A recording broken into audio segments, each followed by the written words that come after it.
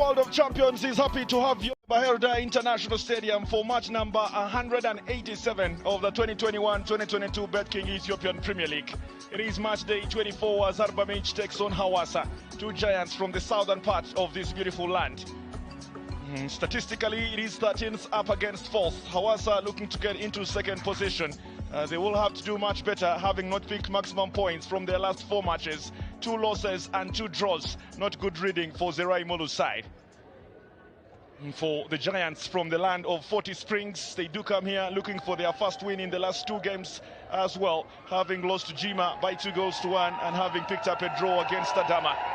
23 matches played for Arba Minch. They have 6 losses and 12 draws. They find themselves with a goal difference of -3. They're up against the Hawasa side with Zerai Molu that already has 10 wins this season and have a goal difference of 1. So a huge clash, whichever way you look at it. 2 sides separated by 9 points. Push them to 40 points, meaning that they're going to slot themselves right below Fasil on 43 points and above Wolaita Dicha on 36 points. I would say that this is a day of redemption because the kind of games that we've seen so far with Addis Ababa trying to redeem themselves against Diridawa and Bahidar, who are looking like relegation candidates, just redeeming themselves against Adama, now ensuring that Arba Minch have been pushed to 13th position in 27 points. Now, this is a relegation zone that Arba Minch will need to at least pick the maximum points in order to be able to go to 9th position. That will put them right behind Mekelakea and just above Bahirar Ketema. To do that for them is a man who's making a comeback, Ahmed Hussein, who has scored 5 goals to his credit, picked from Wolkite, sprained an ankle, and making a comeback to ensure that the 2, Eric Kapaito and Ahmed Hussein, have 8 goals. Can they be able to score 1 in this Hawasa Ketema side? Hawasa playing from right to left in their blue kit up against the Crocodiles, who are playing in yellow, and left to right would be their direction suddenly.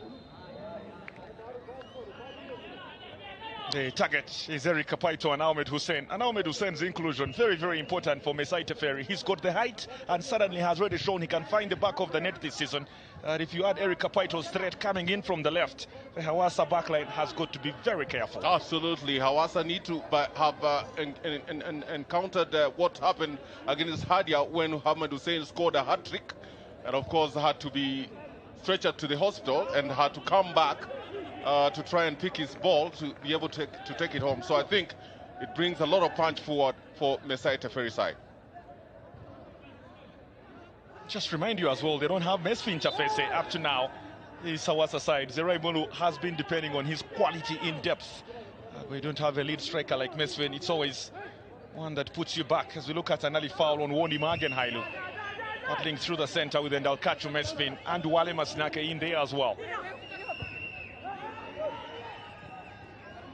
It's allowed to turn his Henok Dirbi, looking for space.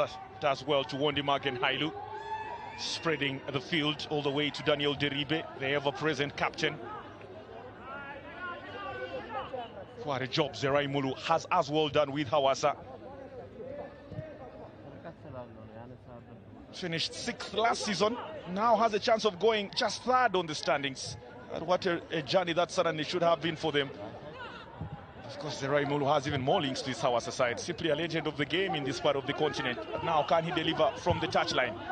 Medhane brings one through the center. It's picked up by Abdur Basit.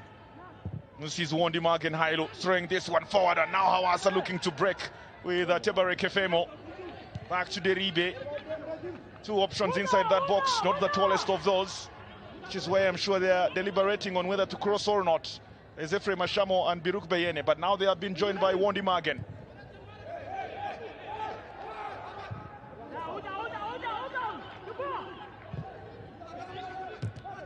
They obviously are favourites. They were favourites before the season started, this Hawasa Ketema side. Actually, when you look at the run they have had at the moment, you start thinking they would be happy to finish in the top 3 if they can dislodge Fasil in 2nd and finish just behind St. George, who are so many points ahead of Gonda best side. Then you get to think Zerai Molu will be praised for getting this Hawasa side that high up the table. Absolutely, they've done extremely well, as you had pointed out, that they finished in 6th position last season on 35 points. they've already gone past the 35 mark. They're on 36. And of course, a win for them today would definitely push them high up the table. Finishing in top 3 would be a big plus for the Mulu and Hawasa for that matter. This is Kalonji Mondia. He's expected to watch his temperament in today's game. Suddenly his experience should be coming to the fore as well. Man who has already scored 2 own goals this season and then made to start in central defense against Ahmed Hussein. But that's what the game is about. Sometimes you make mistakes in fixtures, and that does not mean you don't come back and play. It simply means your mental strength then is being tested. Absolutely, and I think Zerai Mulu knows the impact of Kalonji Mundia. One, he's very physical. Two, because of his height, especially on cross balls, he definitely will deal with those cross balls that will be coming from Arba Minch. Had crossed the white line from Medhane. Very good pressure then coming in from Surafel Daniel. And support obviously through the center from Woki Tadesabebe as the captain Zamban today for this Arba Minch side.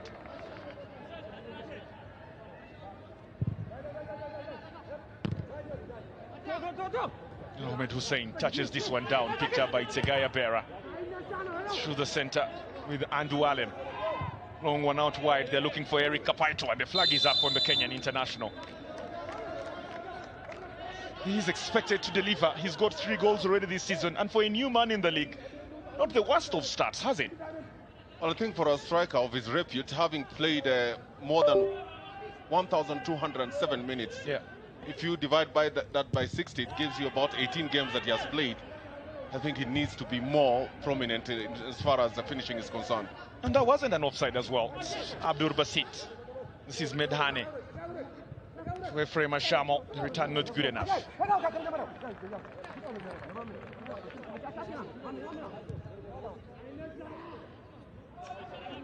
Just one of the many fixtures coming your way off match day 24. This is the final one today, but there will be 3 for you tomorrow. Olkite will take on Sebeta, Mikelekaya will take on Fasil, and all will be wrapped up when Segai Kidane Mariam's Wolaita Dicha battles Sidama Buna, who now don't have Gabremedin Haile in the dugout anymore. So stick around with us. The hashtag is Ethiopian_Premier League. I'd say that's your side of the story. Wokitades. Now Abdur Basit. Allowed to turn his Henok Dirbi.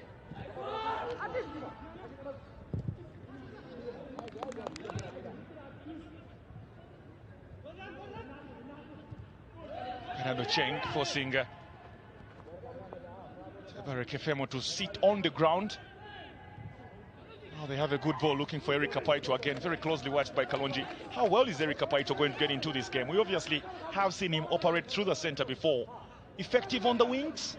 No, I think he's effective as a central striker, because in the wings then he has 2 duties to do. He has to be able to join the attack, and also when they lose possession of the ball, he has to drop back and track down the right back. Something that takes some breath out of him, but when you put him centrally, it means that he has to play just around the 18-yard box, and when you give him the right kind of feet, he will definitely say amesegenalo. Eshi.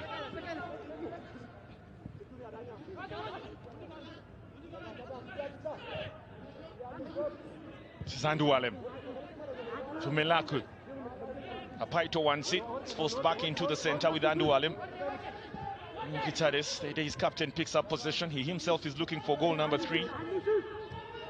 Not many defenders in this Arba Minch side, or even the Hawasa Ketema side, have scored goals. This is the long one looking for Ahmed Hussein in the area, easily picked up by Dagim Tefera.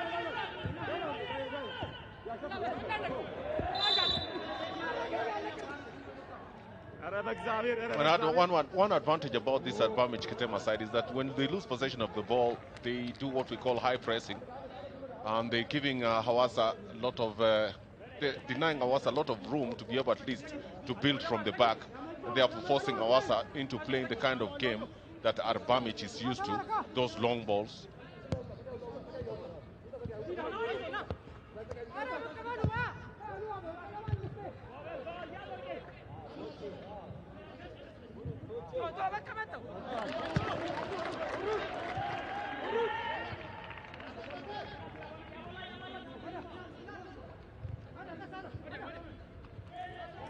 Medhane trying to get this one to Ephraim Ashamo. It's intercepted by Wokitades. Comes through the center, picked up again by Abdur Basit.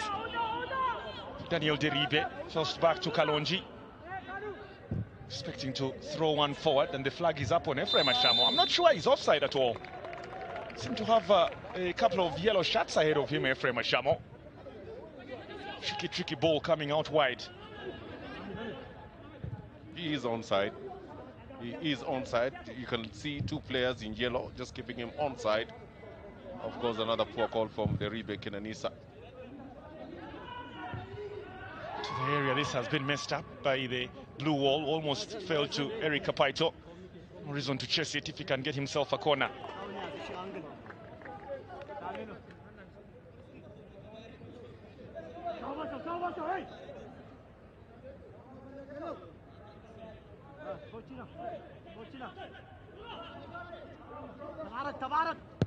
Here comes the corner delivered into the area, and it's been turned in. That's a nappy feeder. Almost out of nowhere, Arba Minch have taken the lead here. A brilliant corner into the area, and a Shadafi feeder, unmarked, got it past Dagim Tefera. Good early lead, suddenly from Mesai Teferi's side. Well, talk about marking, talk about poor marking near post. And this is something that they must have in training. They must have done it in training because the service was absolute. Ashinafi Fida knows exactly where the ball is going to be. Well, it's not taken care of by Daniel Deribe, who's actually marking the near post. And look at how he just sneaks in right in front of Tabere Kerfamo to push the ball beyond Dagim Tefera's reach. What a goal. Huge start, and now they must react.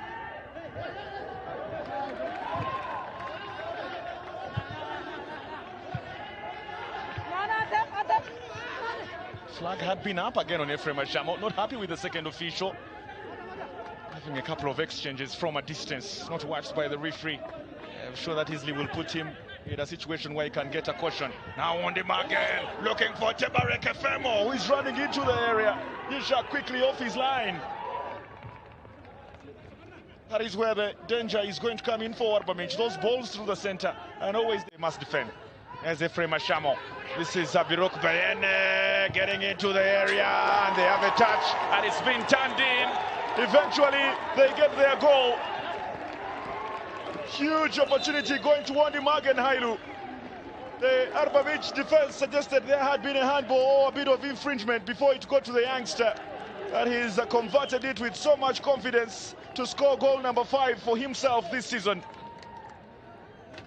That looked very, very confusing, and you can fully understand where the Arba Minch backline were coming from.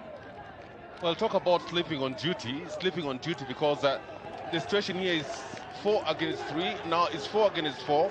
That's a big pick there by Biruk Biene, who tries to go between two players. And again, they fail to put serves on him, and look at the positioning of the youngster Wandi Magen Hailu. He's hiding himself, and with one touch, he really realized that he was in an open position. He opens up his body and puts in the simplest of touches. Just one pass, Jisak taken for his 5th goal of the campaign.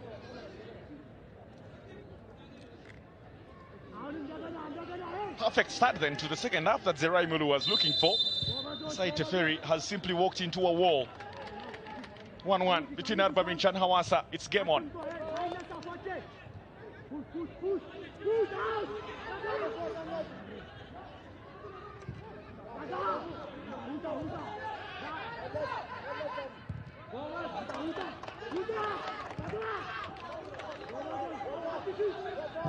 Shinafi Fida launching one forward looking for Ahmed Hussein.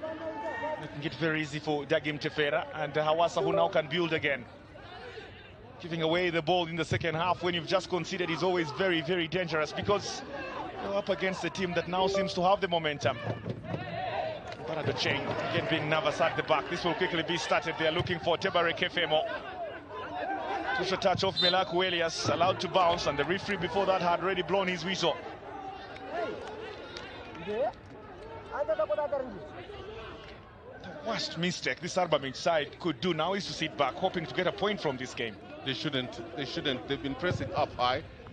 I think what has not gone their way is that they're trying to play those counter-attacks, the long passes, and they have been well read by that defense line, being held by Kolonji Mondia and Adisalem Tesfai.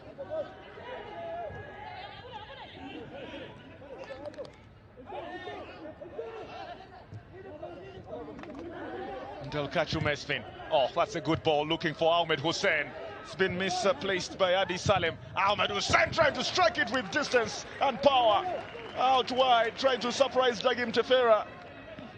That was wide, but suddenly the power behind it could have been dangerous. The angle is very difficult. The angle is too difficult. Look at where the goalkeeper Ishak Tegen is standing. There is no way that you're going to beat him near post. The other side, Biruk Beyene got into the area and then went down. The referee has a second to think about it. Decides it will be a goal kick. We have to look at it again because obviously Biruk Beyene stays on the ground. That challenge was between him and Bernardo Cheng. They're not sure at any chance that was a penalty. I think he lost his own footing, Biruk. Yeah, he did. Though there was a little touch, but off the 18-yard line. And he still had an opportunity to be able at least to get into that ball and do something meaningful with it. I think he decided to go down and try and dupe center referee Bahiru Teka. He doesn't want to hear none of that.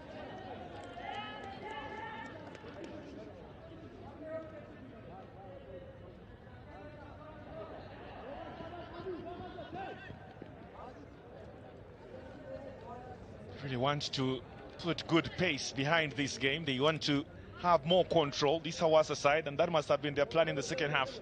Look at that movement again from Ephraim Ashamo. Goes down, then Biruk Beyene does even better. Not sure he was trying to find Wondima again. I think he was trying to create space for himself. The youngster said, Amesegnalo, I'll easily find the back of the net and make it 5 goals for me this season from midfield.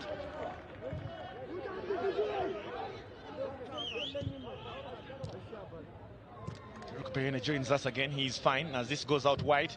It's picked by Wokitade Sabebe, floating it in for Ahmed Hussein, and the goalkeeper is off his line. It's not finished by Tagaya Bera.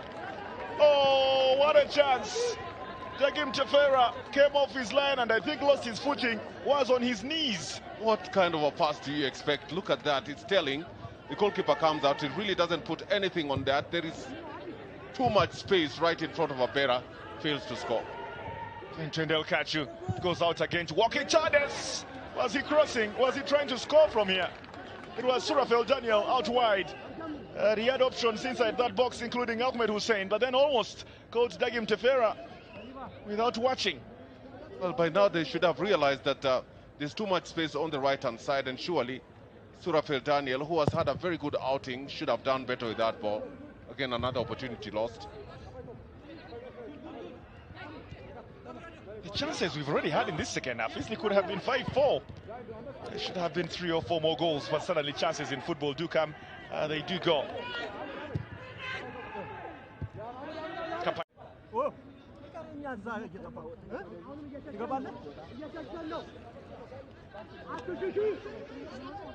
Happy feed again, having so much space to bring Gezahen into the action. And the Salem clears. Back to Fida. It's a better header this time to Melaku Elias. Possession kept by the yellow wall. The Crocodiles are coming forward, looking for Eric Kapaito on the far side. It's picking up possession. Look at how many yellow shots are in support. This is Endel Kacho Mesfin to Belay!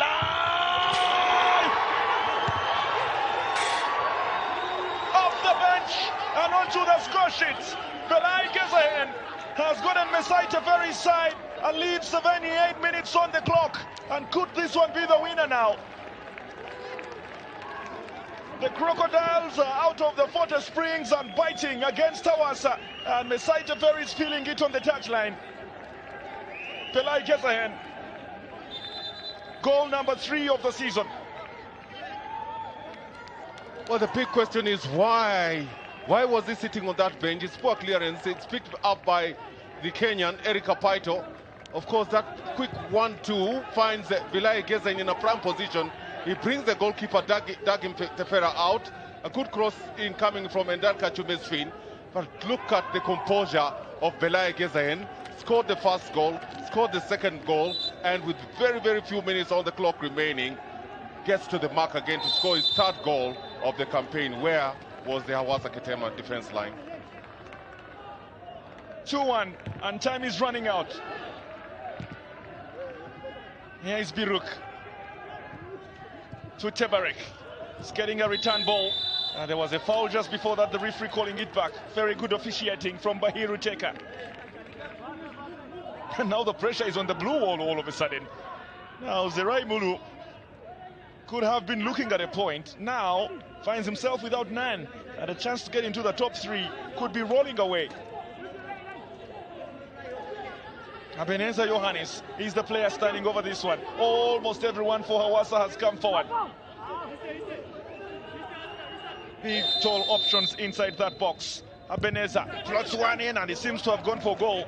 Ishak Tegen will not be worried. That is a hugely missed chance. Look at how many blue shots were waiting for it. Everyone in blue, other than the goalkeeper. Dakim Tefera was up there, and all that Ebenezer needed to do is to bring a quality pass, quality delivery in the box and make it difficult for Arba Minch to defend. Again, Arba Minch playing to their strength, because that was a deep pass from Ashanafi Fida from his own half, and he knows that you're going to make a mistake and we get punished. Here's another touch this time. Coming in from Ashanafi Elias, not good enough. Goes back to Ashanafi Fida, under pressure from Biruk Beyene. It's been kept on. Fernando Cheng has the chance to clear this one. Anyone will do. Almost picked up by Eric Kapaito. The return is off Ebenezer Oti.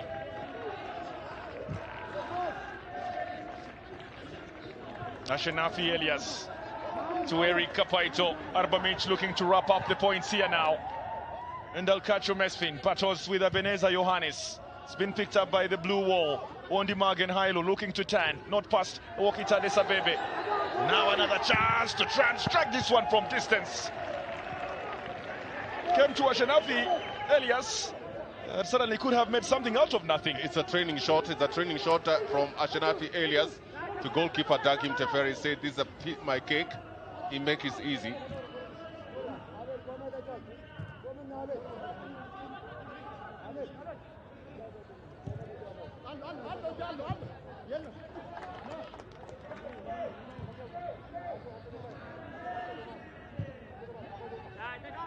It's 8 minutes on the clock. Hawasa need to be more proactive. They need to control possession here if they are to pick something from this game. Right, it's Belai Gezahen, the goal scorer, who has the ball. Know how to deliver those balls. They really know. And that fan knows that that could have been the moment when they were actually equalizing. It was never to be. Now Kapaito is fouled with 20 seconds on the clock. They will eat away as many as they can. And Mesai Teferi does not know how to manage this pressure. A fixture that takes him very far away from the drop zone. He leaves Addis Ababa Jima and Sebeta far behind. Gets past Adama, gets past Dredawa, gets past Wolkite.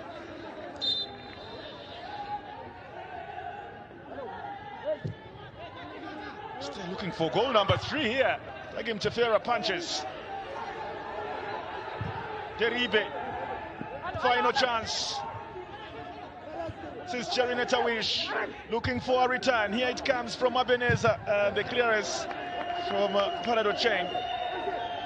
All but really confirms despair for this man.